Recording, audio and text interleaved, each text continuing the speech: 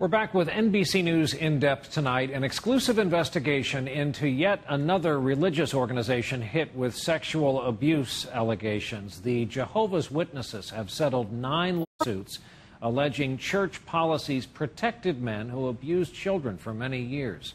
In settling, the church did not acknowledge wrongdoing. Now, evidence has surfaced that leaders did know about some of the men, but apparently never informed authorities.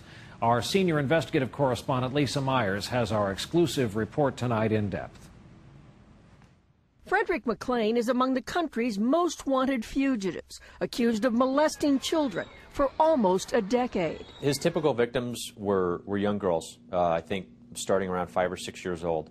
Authorities say McLean, who restored race cars, was a respected leader in this congregation of Jehovov's Witnesses. His role in the church was significant because we believe that his participation in the church gave him access to his victims.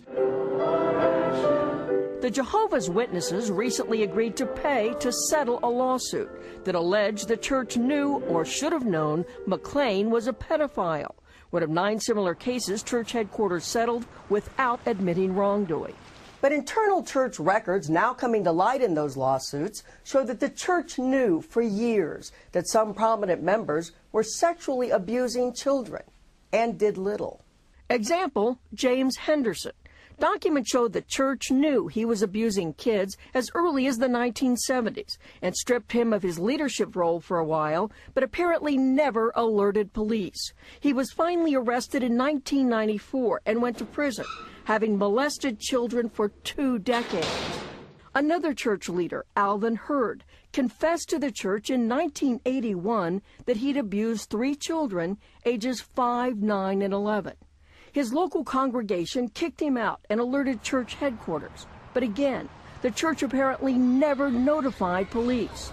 Hurd, now in prison, admits he molested other children until 2003.